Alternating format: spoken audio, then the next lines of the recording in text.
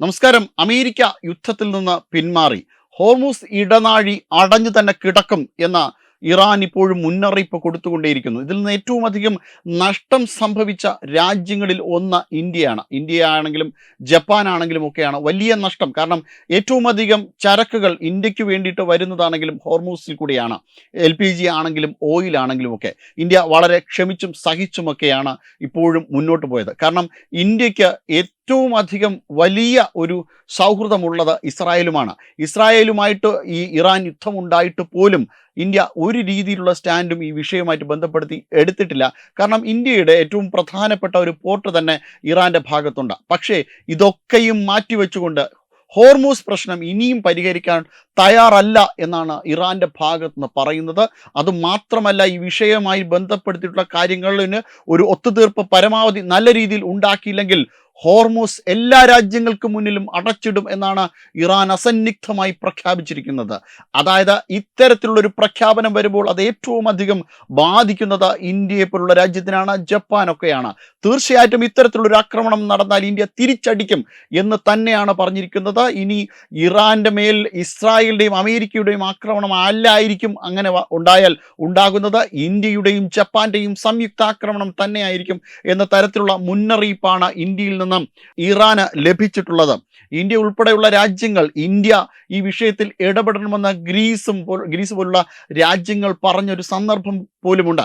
അതായത് ഇന്ത്യ യുദ്ധത്തിന് ഇടനിലക്കാരായി വന്നു കഴിഞ്ഞാൽ തീർച്ചയായിട്ടും ഈ യുദ്ധം പരിഹരിക്കപ്പെടും എന്ന് തന്നെ അവർ പ്രഖ്യാപിച്ചിട്ടുണ്ട്. ഇന്ത്യ അതിന് തയ്യാറുമായിരുന്നു. കാരണം ഈ യുദ്ധം കൊടുമ്പിരി കൊണ്ടാൽ ലോകത്തിൽ ആർക്കും തന്നെ ഇതുകൊണ്ട് യാതൊരു തരത്തിലുള്ള പ്രയോജനവും ഇല്ല എന്ന് ഇന്ത്യക്ക് വളരെ വ്യക്തമായിട്ട് നന്നായിട്ടും അറിയാവുന്ന ഒരു കാര്യം തന്നെയാണ്. ഇന്ത്യ ഇത് ആവർത്തിച്ച് പറയുന്നുമുണ്ട്.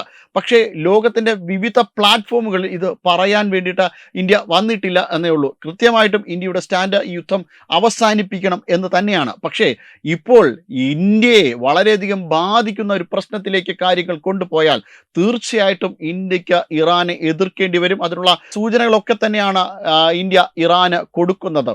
ഇന്ത്യ ഒരു ഓയിൽ ഇമ്പോർട്ടിംഗ് കൺട്രിയാണ്. ഇന്ത്യ ഒരു ഓയിൽ ഇമ്പോർട്ട് രാജ്യമാണ്. അതോടൊപ്പം തന്നെ ഗ്യാസ് ഏറ്റവും കൂടുതൽ ഇറക്കുമതി ചെയ്യുന്ന രാജ്യമാണ്. അതുകൊണ്ട് തന്നെ ഈ ഹോർമൂസ് ഇടനാഴി ഇന്ത്യക്ക് ഉപയോഗിക്കേണ്ടതുണ്ട്. അത് അടഞ്ഞു തന്നെ കിടന്നാൽ, അത് എല്ലാ രീതിയിലും അടഞ്ഞു തന്നെ കിടന്നു കഴിഞ്ഞാൽ തീർച്ചയായിട്ടും ഇന്ത്യക്ക് വലിയ നഷ്ടം തന്നെ ഉണ്ടാകും. അത് ഒരിക്കലും ഇന്ത്യക്ക് സഹിക്കാൻ പറ്റുന്ന ഒരു കാര്യമേ അല്ല. തീർച്ചയായിട്ടും അതിനെതിരെ വളരെ ശക്തമായി തന്നെ ഇന്ത്യ മുന്നോട്ട് വരും എന്നുള്ള കാര്യം ഉറപ്പാണ്. ഇപ്പോൾ ഏകദേശം 20 ലക്ഷം രൂപ ടോൾ വാങ്ങിയിട്ടൊക്കെ ഇറാന് ഈ ഹോർമൂസ് തുറമുഖം പല രാജ്യങ്ങൾക്ക് മുന്നിലും തുറന്നു കൊടുക്കുവാനുള്ള പദ്ധതിയൊക്കെയുണ്ട്.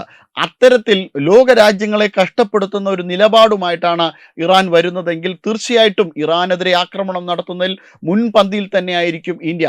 ജനാധിപത്യത്തിന് എതിരായിട്ട് അല്ലെങ്കിൽ മറ്റൊരു രാഷ്ട്രത്തിന് എതിരായി ജൂതന്മാരെ ആക്രമിക്കുക എന്ന ലക്ഷ്യത്തോടു കൂടി ഇറാനി യുദ്ധം നടത്തിയിട്ട് പോലും ഇന്ത്യ കാര്യമായ രീതിയിൽ ഒന്നും പറഞ്ഞിട്ടില്ല. പക്ഷേ ലോകരാജ്യങ്ങളെ പട്ടിണി കിടത്തുന്ന തരത്തിലേക്ക് ഇറാൻ മുന്നേറ്റം തുടർന്നാൽ തീർച്ചയായിട്ടും ഇറാന് കനത്ത ശിക്ഷ തന്നെ ഇന്ത്യയുടെ ഭാഗത്തു നിന്നും ജപ്പാന്റെ ഭാഗത്തു നിന്നും ഒക്കെ ഉണ്ടാകും എന്നുള്ള കാര്യം ഉറപ്പാണ്. ഇപ്പോൾ അവരെ ഏറ്റവും കൂടുതൽ ആസൂത്രണം നടത്തുന്നത് ഇസ്രായേലിനെതിരെയും അമേരിക്കയ്ക്കെതിരെയും ശക്തമായ ഒരു ആക്രമണം നടത്താനാണ്. അമേരിക്ക ഇതിൽ ഭയന്ന് പിന്മാറിയിട്ടുണ്ട്. വളരെ ഏകപക്ഷീയമായൊരു വെടിനിർത്തലാണ് അമേരിക്ക നടത്തിയിട്ടുള്ള. ഇറാനുമായി യാതൊരു തരത്തിലുള്ള ചർച്ചയും അമേരിക്ക നടത്തിയിട്ടില്ല എന്നാണ് ഇറാന്റെ ഭാഗത്തുനിന്ന് പറയുന്നത്. എന്നാൽ അമേരിക്ക പറയുന്നത് ഇറാനുമായി ചർച്ച നടത്തിയതിനു ശേഷം ഇറാൻ ആവശ്യപ്പെട്ടതിനെ തുടർന്നാണ് ഇത്തരത്തിലൊരു വെടിനിർത്തൽ നടത്തിയിരിക്കുന്നത് എന്ന്. എന്നാൽ അതല്ല വാസ്തവം എന്നുള്ള കാര്യം ലോകത്തിന് വെളിവായിക്കൊണ്ടിരിക്കുകയാണ്.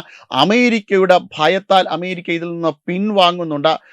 അതോടൊപ്പം തന്നെ ഇസ്രായേൽ പിൻവാങ്ങുന്നുണ്ട്. അമേരിക്കയ്ക്കായാലും ഇസ്രായേലിനായാലും അവരുടെ ചരക്ക് ഗതാഗതവുമായി ബന്ധപ്പെട്ട ഹോർമൂസിന് വലിയ റോളൊന്നുമില്ല. അമേരിക്കയ്ക്ക് മറ്റ് ബാബലത്മന്ദ പോലുള്ള മറ്റ് പ്രദേശങ്ങളിൽ കൂടെ മറ്റ് ഇടനാഴികളിൽ കൂടിയാണ് അമേരിക്കയ്ക്ക് ഏറ്റവും അധികം ചരക്കുകൾ വരുന്നത്. സൂയസ് കനാൽ പോലുള്ള കനാലുകളിൽ കൂടി അമേരിക്കയ്ക്ക്, അതായത് അമേരിക്കയുടെ ട്രേഡ് റൂട്ടിന് ഹോർമൂസുമായി മറ്റ് യാതൊരു തരത്തിലുള്ള ബന്ധവുമില്ല.